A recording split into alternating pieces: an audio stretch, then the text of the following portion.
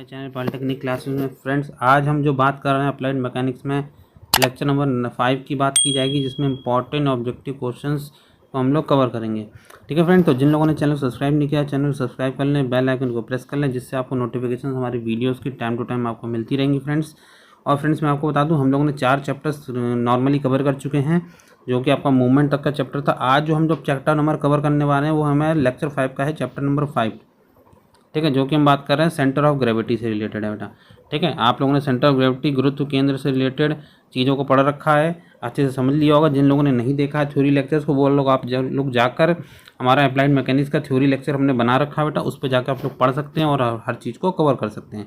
ठीक है, बाकी हमारे टेलीग्राम चैनल है, हम डिस्क्रिप्शन में मेंशन कर दिया है, आप लोग वहाँ पर जाके देख लीजिएगा। और जहाँ पर आपको सारी पीडीएफ्स, ठीक है बेटा, इस टेलीग्राम चैनल पे सारी पीडीएफ हमारे मैकेनिक्स की एमसीक्यूज़ की, ये हम बीएमडब्ल्यू या बीएमसीई क्लास भी चला रहे हैं बेटा फर्स्ट ईयर वालों के लिए। ठीक है ना, तो उनके भी एमसीक्यूज़ भी हम लोग अपलोड कर रहे हैं हमारे टेलीग्राम चैनल पे। तो जिन लोगों ने नहीं देखा बेटा, ज्वाइन हो जाइएगा। यूट्यूब चैनल पे सारी वीडियोज़ अवेलेबल है, तो अपने दोस्तों को बताइएगा और शेयर कीजिएगा। चलिए स्टार्ट करते हैं आज का क्वेश्चन, आज के सेशन में सबसे पहले हम कुछ क्वेश्चंस को डिस्कस करेंगे। जिस बिंदु पर वस्तु का भार क्रिया करता है उसे हम लोग क्या कहते हैं? The point at which the weight of an body acts is called. पहला ऑप्शन है टॉर्क, बलागुण। दूसरा ऑप्शन है संतुलन, इक्विलिब्रियम। थर्ड ऑप्शन है गुरुत्व केंद्र। एंड डी ऑप्शन है हमारा है कपल, बल युग्म। तो जल्दी से बेटा कमेंट की आंसर बताइए। काफ़ी इजी क्वेश्चन पूछा गया है, एकदम बेसिक क्वेश्चन, स्टार्टिंग क्वेश्चन। जब भी हम स्टार्ट करते हैं सेंटर ऑफ ग्रेविटी सीजी से रिलेटेड क्वेश्चन, तो सबसे पहले क्वेश्चन यही पूछा जाता है, the point at which the weight of object acts. ठीक है ना, वेट कहाँ पर एक्ट करता है? टॉर्क पे, इक्विलिब्रियम पे, सेंटर ऑफ ग्रेविटी पे, कपल। तो आपको पता है, सभी को पता है, क्लियर है। आंसर क्या है हमारा? Option number C. तो गुरुत्व केंद्र, या हम बात करें सेंटर ऑफ ग्रेविटी पर भी हमारा क्या होता है, जो हमारा वेट होता है ऑब्जेक्ट का, वो लाई करता है। चलिए नेक्स्ट क्वेश्चन की बात करते हैं। क्वेश्चन नंबर 2 देख लीजिएगा। यदि किसी वृत्त का व्यास d है और गुरुत्व केंद्र का मान क्या होगा? If the diameter of the circle is d, then what will the value of centre of gravity. तो आपको बेटा मैं बता दूं, जितने भी सेंटर ऑफ ग्रेविटी होते हैं फिगर्स के, वो सभी लोग आप लोग याद कर लीजिएगा। मैं क्वेश्चन सभी को लेके आया हूँ और बताना है। ठीक है फ्रेंड, तो अगर डायमीटर सर्किल का d है तो सेंटर ऑफ ग्रेविटी कितनी होती है बेटा? d/4, d/2, r/3 या r/2। तो 4 ऑप्शंस दे रखे हैं, चारों में से कोई एक सही है। जल्दी से कमेंट कीजिए, फटाफट बताइए आंसर क्या होगा। If the diameter of the circle is D, then what is centre of gravity. तो सेंटर ऑफ ग्रेविटी सभी को पता है, अगर सर्किल का डायमीटर डी होता है तो जो हमारा उसका सेंटर ऑफ ग्रेविटी होता है गुरुत्व केंद्र, वो d/2 होता है। तो ऑप्शन कौन सा सही है? ऑप्शन बी सही है। क्लियर हो रहा है बेटा सभी को? व्यास डी है तो डायमीटर जो सेंटर ऑफ ग्रेविटी होगा d/2 होगा, तो ऑप्शन बी सेकंड का सही है। चलिए नेक्स्ट क्वेश्चन की बात करते हैं। क्वेश्चन नंबर 3 देख लीजिएगा। किसी वस्तु का आकार बदलने पर गुरुत्व केंद्र क्या होगा? What will happen to the centre of gravity when the shape and object change. जब किसी वस्तु का आकार बदला जाता है तो सेंटर ऑफ ग्रेविटी बदलेगा, विल चेंज, नहीं बदलेगा, विल नॉट चेंज, दोनों, both A and B, and इनमें से कोई नहीं, नन ऑफ दीज। तो फटाफट कमेंट कीजिए, आंसर बताइए क्या होगा कि सेंटर ऑफ ग्रेविटी शेप की, बॉडी के शेप को चेंज करने से चेंज होता है, नहीं चेंज होता है, या दोनों चीज़ें होती हैं या नहीं होती हैं। ठीक है बेटा, तो आपको बता दूं बेटा, शेप चेंज होने से सेंटर ऑफ ग्रेविटी ऑब्वियसली बात है बदल जाएगा। आप अगर स्क्वायर की बात करें तो स्क्वायर का अलग होता है, सर्किल का सेंटर ऑफ ग्रेविटी अलग होगा। ठीक है, पैरेललोग्राम का अलग होता है बेटा। तो सबका हमारा सेंटर ऑफ ग्रेविटी होती है वो अलग अलग होती है, क्योंकि शेप, सबके शेप अलग अलग हो जाते हैं, तो सेंटर ऑफ ग्रेविटी भी बदल जाएगी। ठीक है, तो ऑप्शन कौन सा सही है? थर्ड का ऑप्शन ए सही है। चलिए नेक्स्ट क्वेश्चन की बात करते हैं। क्वेश्चन नंबर 4 देख लीजिएगा। यदि किसी बेलन का व्यास d है और उसकी ऊंचाई h है तो उसका गुरुत्व केंद्र क्या होगा? अब हम बात कर रहे हैं, if the diameter of the cylinder is d and height is h, then what will be the centre of gravity. तो अब बात की जा रही सिलेंडर की। तो सिलेंडर का भी बेटा आपको सेंटर ऑफ ग्रेविटी क्लियरली पता होनी चाहिए। पहला ऑप्शन h/2, दूसरा option h/3, third option h/4, fourth option none of these. तो फटाफट कमेंट कीजिए, आंसर बताइए सिलेंडर का गुरुत्व केंद्र कहाँ पर होता है। सभी लोग जानते हैं ये हमारा क्या है, ये हमारा क्या है, बेलन है। इसका डायमीटर होता है d, अगर इसकी रेडियस की बात की स्मॉल r, इसकी हाइट है h। तो सेंटर ऑफ ग्रेविटी इसके सेंटर पर होता है, हाइट के, तो h/2 पर होता है। सभी को क्लियर है बेटा? तो ऑप्शन कौन सा सही है हमारा? ऑप्शन ए सही है। सभी को क्लियर हो रहा है? फोर्थ का ऑप्शन ए सही है। नेक्स्ट क्वेश्चन देख लीजिएगा। किसी वस्तु का गुरुत्व केंद्र को ज्ञात करने की कौन कौन सी विधियाँ होती हैं? What are all the methods of finding the centre of gravity of an object? ज्यामितीय विधि, ज्योमेट्रिकल मेथड, ग्राफीय विधि, ग्राफिकल मेथड, आघूर्ण विधि, मूवमेंट मेथड, एंड उपयुक्त सभी, ऑल ऑफ द अबव। तो आप लोगों को पता होना चाहिए, सेंटर जो ग्रेविटी होती है उसको फाइंड करने के ज्योमेट्रिकल मेथड्स भी होते हैं, ग्राफिकल मेथड्स भी होते हैं, मूवमेंट मेथड्स भी होते हैं। तो ऑप्शंस तीनों सही हैं, इसका मतलब ऑप्शन डी हमारा क्लियर हो गया बेटा, सही हो गया ये हमारा। ठीक है बेटा। तो आप लोग को पता होना चाहिए सेंटर ऑफ ग्रेविटी हम लोग किस किस मेथड के थ्रू फाइंड आउट कर सकते हैं। तो ऑप्शन डी हमारा सही है। चलिए नेक्स्ट क्वेश्चन की बात करते हैं। क्वेश्चन नंबर 6 देख लीजिएगा। पिंड को किसी भी स्थिति में उसका गुरुत्व केंद्र क्या होता है? What is the centre of gravity of the body at A given position? Less होता है, मोर होता है, स्थिर मतलब बदलता नहीं है, सेम रहता है, इनमें से कोई नहीं, नन ऑफ दीज। तो फटाफट बताइए बेटा, सेंटर ऑफ ग्रेविटी किसी भी बॉडी का किसी भी पोजीशन पर कम होता है, ज़्यादा होता है, स्थिर होता है, या इनमें से कोई नहीं? तो आप लोग को बताना है बेटा, इसका आंसर क्या होगा? स्थिर, नॉट चेंज, कभी भी बदलता नहीं, जिस पोजीशन पर होगा उसी पोजीशन पर ना तो बढ़ेगा ना ही घटता है। तो ए गलत, बी गलत, डी गलत, ऑप्शन सी सही है। सी है बेटा, 6 का ऑप्शन सी सही है। चलिए नेक्स्ट क्वेश्चन की बात करते हैं। क्वेश्चन नंबर 7 देख लीजिएगा। पिंड का गुरुत्व केंद्र पिंड के भी हो सकता है। The centre of gravity of a body can also be dash of the body. तो फिल इन द ब्लैंक्स है बेटा, यहाँ पे आप लोगों को भरना फिल इन द ब्लैंक्स। ए ऊपर, बी नीचे, सी अंदर, डी बाहर। तो बताइए बेटा क्या होगा इसका answer? The centre of gravity of a body can also be up of the body, down of the body, inside of the body, outside of the body. तो आप लोग को बता दूं बेटा, अगर सेंटर ऑफ ग्रेविटी की बात की जाए तो वो बाहर भी हो सकता है। इनसाइड तो होता ही है बेटा, अगर सॉलिड स्फीयर की बात की जा रही है, सर्कल की बात की जा रही है तो उनके अंदर होता है। लेकिन अगर हम लोग रिंग की बात करेंगे, छल्ले की बात करेंगे, रिंग की बात करेंगे तो उसके बाहर होता है बेटा। ठीक है बेटा, तो इसीलिए बाहर भी हमारा आंसर हो सकता है। ठीक है, क्लियर हो रहा है बेटा सभी को? 7 का ऑप्शन डी सही है। नेक्स्ट क्वेश्चन 8 क्वेश्चन देख लीजिए। किसी त्रिभुज का गुरुत्व केंद्र उस त्रिभुज के आधार की ऊंचाई का कितना भाग होता है? The centre of gravity of a triangle is at what of height of H height from the base of triangle? Option A h/2, h/3, h/4, h/5। तो फटाफट बताइए बेटा आंसर। चारों ऑप्शंस मैंने फटाफट बता दिए, h/2, h/3, h/4, h/5। तो ट्रायंगल्स पहले आपको पता होना चाहिए बेटा, ट्रायंगल ये होता है, ट्रायंगल की हाइट हमारी ये होती है, ट्रायंगल का बेस हमारा ये होता है। ठीक है बेटा, क्लियर है? अब इसका जो सेंटर ऑफ ग्रेविटी होता है वो अंदर कहीं पर लाई करता है। बेस से कितनी दूरी पर होगा? याद रखिएगा, बेस से h/3 होता है, और वर्टेक्स से जो ये पॉइंट होता है, इस पॉइंट से कितना होगा? h पॉइंट से 2h/3। तो ध्यान रखिए बेटा, पूछा कहाँ से गया है? बेस से पूछा गया, तो बेस कौन सा होगा? h/3। तो ऑप्शन हमारा बी सही है। सभी लोगों को क्लियर हो रहा है बेटा 8th का ऑप्शन बी? आप लोग ध्यान रखिएगा, सारे आप जितने भी सेंटर ऑफ ग्रेविटी हैं, शेप्स के जो भी आकार होते हैं सबके आप लोग ध्यान रखिएगा। किसी भी ठोस शंकु, अब ठोस शंकु की बात करेंगे, गुरुत्व केंद्र उस अक्ष पर आधार से कितनी ऊंचाई पर होता है? At what height is the centre of gravity of solid cone from the axis? तो आप लोग को सॉलिड कोन मैं बना के दिखा दूँ बेटा। सॉलिड कोन हमारा इस तरीके का होता है। ठीक है बेटा, यहाँ पर ये हाइट h होती है, यहाँ का रेडियस r होता है। तो आपको बताना है कितनी हाइट पर होता है हमारा? h/2 पर, h/3 पर, h/4 पर, h/5 पर। तो आपको बता दूं बेटा h/4 पर होता है। ध्यान रखिएगा बेटा सभी लोग, h/4 डिस्टेंस पर होता है बेस से सेंटर ऑफ ग्रेविटी हमारा सॉलिड कोन का। ठीक है, h/4, ऑप्शन सी सही है। सभी लोगों को क्लियर हो रहा है बेटा? 9th का ऑप्शन सी सही है। अच्छा क्वेश्चन है बेटा 10th क्वेश्चन। अगर जिस बच्चे ने ये क्वेश्चन लगा दिया तो मैं बता दूं बेटा उसकी प्रिपरेशन बहुत अच्छी है। अच्छा क्वेश्चन है, किसी त्रिभुज का गुरुत्व केंद्रक उसकी माध्यिका को शीर्ष से कितने अनुपात में विभाजित करता है? In what ratio does the centre of gravity of a triangle divide it's median from the vertex? पहला ऑप्शन है 1:2 रेशियो में, 2:1 रेशियो में, 2:3 रेशियो में, 3:2 रेशियो में। तो आपको बताना है बेटा कि जो सेंटर ऑफ ग्रेविटी होती है, जैसे मीडियन की बात की, मीडियन क्या होगा? इंटरसेक्शंस हर एक वर्टेक्स से जो हमारा निकलता है ये सेंटर पॉइंट से। ठीक है बेटा, क्लियर हो रहा है? ये हमारा क्या है? मीडियन है। ठीक है, तीनों हमारे मीडियन है और ये हमारा सेंटर पॉइंट है मीडियन का।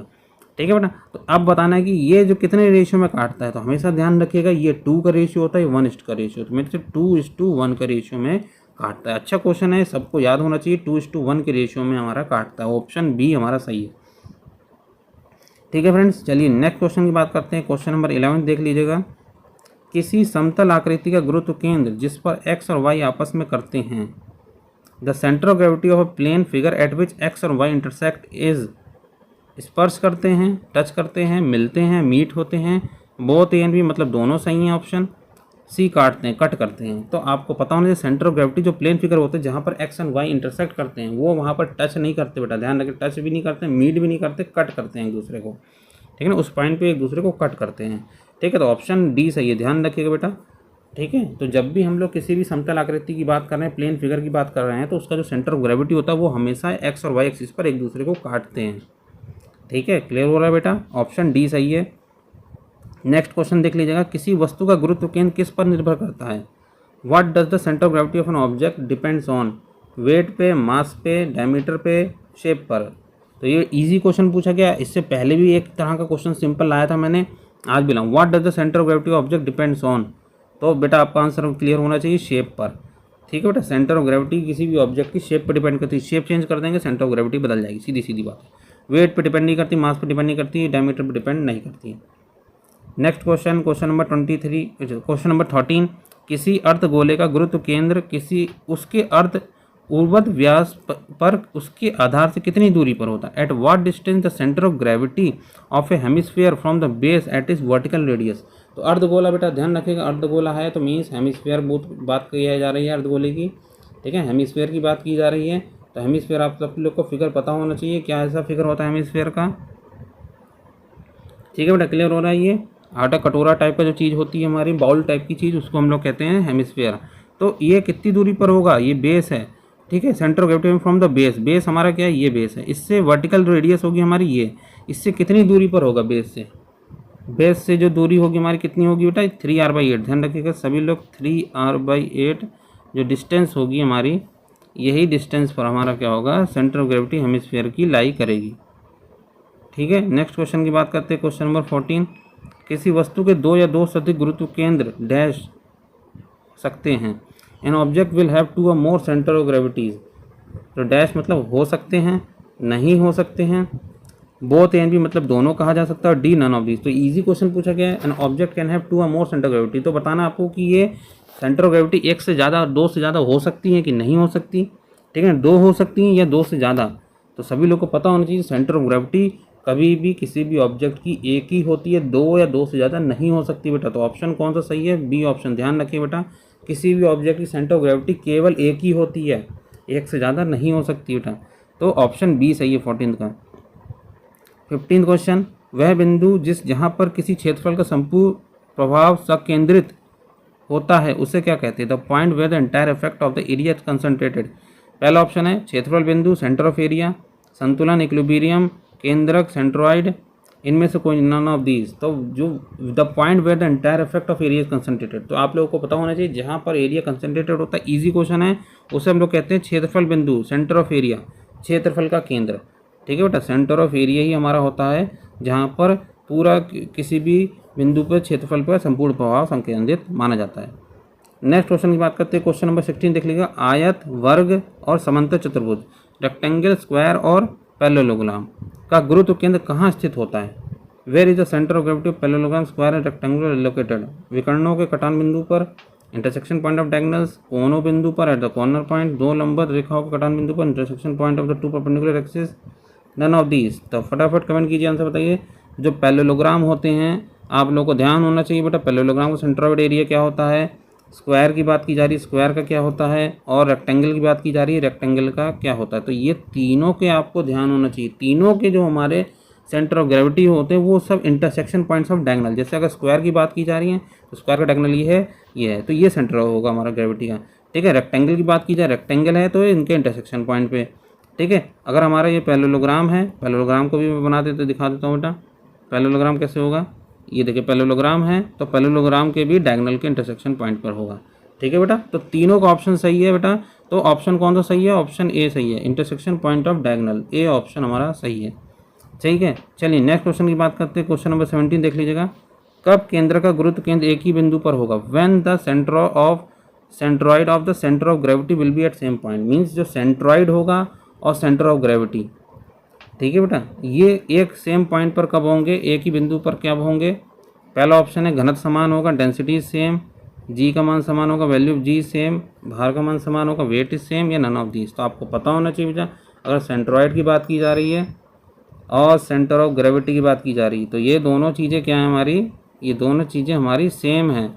ठीक है बेटा, जब प्लेन फिगर की बात करते हैं तो सेंट्रॉइड आता है हमारा, जब हमारे मास के कन्वर्ट हो जाते हैं तो हमारा सेंटर ऑफ ग्रेविटी आ जाती है। तो सेंटर ऑफ ग्रेविटी जो होती है हमारी और सेंट्रॉइड जो होते हैं वो तभी बराबर होते हैं जब उनकी डेंसिटी सेम होती है। तो ध्यान रखिएगा बेटा, ए ऑप्शन सही है।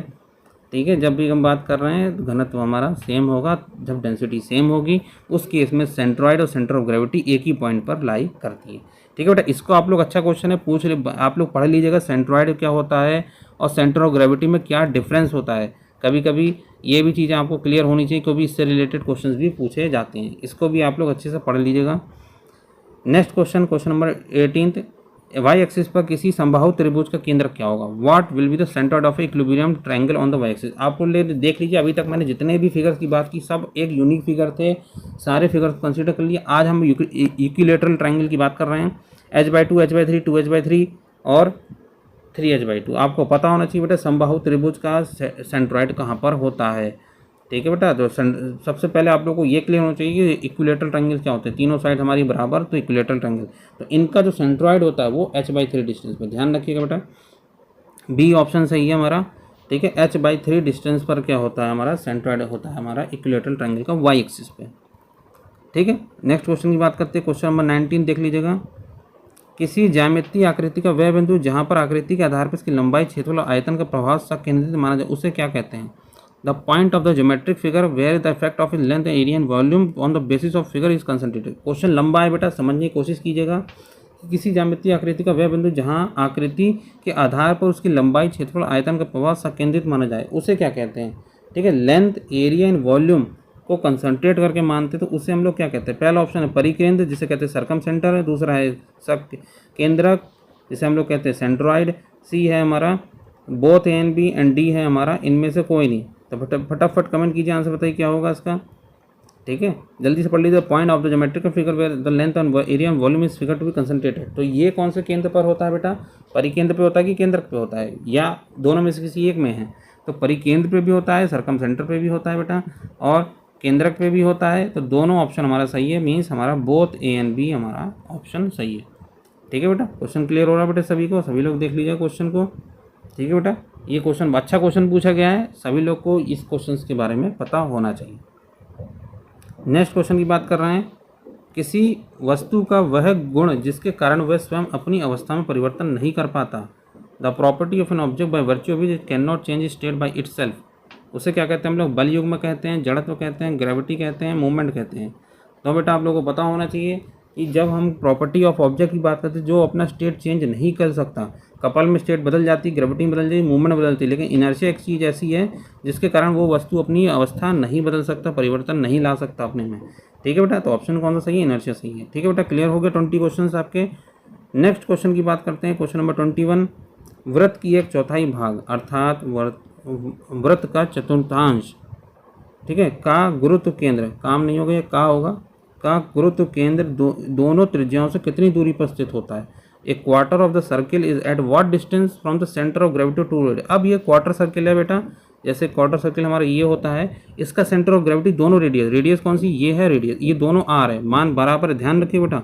सेंटर ऑफ ग्रेविटी में जब भी निकालते हैं क्वार्टर सर्किल का, तो क्वार्टर सर्किल के ये दोनों रेडियस आपस में बराबर होते हैं, ठीक है बेटा। क्लियर है? तो इससे कितनी दूरी पर होता है बेटा? बेस से और इधर से दोनों बराबर दूरी पर होता है, ये भी ध्यान रखना बेटा। और कितनी दूरी पर होता है? 4r/3π, ये आप लोग को ध्यान रखना बहुत ज़रूरी है। 4r/3π पर होता है। तो ऑप्शन कौन सा सही है हमारा? ऑप्शन ए सही है, ध्यान रखिएगा। जो भी हमारा क्वार्टर सर्किल होता है उसका जो हमारा सेंटर होता है, सेंट्रॉइड, वो 4r/3π दूरी पर होता है। बाकी ऑप्शन हमारे गलत हैं। क्लियर हो गया बेटा सभी को? ये ऑप्शन हमारा सही है, ठीक है बेटा। क्लियर हो गया 21 क्वेश्चंस। तो इसी तरीके से बेटा आप लोग सभी लोग तैयारी करिएगा।